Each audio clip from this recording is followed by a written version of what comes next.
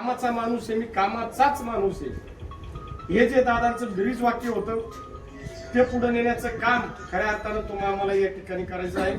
वहिनींच्या माध्यमातून येणाऱ्या काळामध्ये कुठल्याही प्रकारचा निधी आम्ही या विकास कामांमध्ये कमी पडू देणार नाही, हा शब्द या ठिकाणी मी आपल्या सर्वांना सर्वप्रथम देतो. आपल्याला मी आश्वस्त करतो की जी काही आपली इथून पुढच्या काळामध्ये कामं असतील ती कामं शेवटी आता निवडणुकी 4 दिवस सगळी येतील जातील. आपल्याला काय कुणावरती टीका करायची नाही, कुणावर काय बोलायचं नाही. पण दादांचा विचार ही दादा व्यक्ती नव्हती, तो एक विचार होता.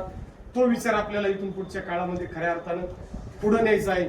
मी स्वतः अजितदादा आहे, मी स्वतः उमेदवार आहे आणि दादांनी दिलेले हे शेवटचे उमेदवार या ठिकाणी आपल्याला खऱ्या अर्थानं 7 तारखेला प्रचंड बहुमताने त्या ठिकाणी निवडून आणायचे. गटतट बाजूला ठेवा, हेवे दावे बाजूला ठेवा.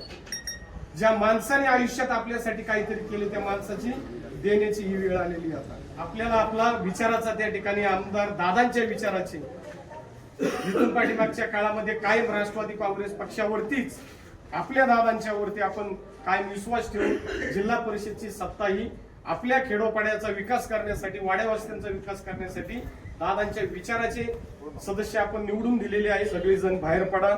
आपण स्वतःच्या कुटुंबाचं मतदान न करता दादांसाठी ही शेवटची आपली श्रद्धांजली वाहण्यासाठी प्रत्येकाने घराच्या बाहेर पडून 50-100 मतं मला आपल्याला आपल्या विचाराला दादांच्या कशी देता येईल याच्यासाठी आपण त्या ठिकाणी सर्वांनी प्रयत्न करावे आणि येणाऱ्या 7 तारखेला दादांना आपण अखेरची श्रद्धांजली वाहण्यासाठी आपण सर्व उमेदवारांना चांगल्या मताधिक्याने या ठिकाणी जिल्हा परिषद मध्ये काम करण्याची संधी द्यावी ही विनंती मी आपल्या सर्वांना या ठिकाणी करतो आणि थांबतो.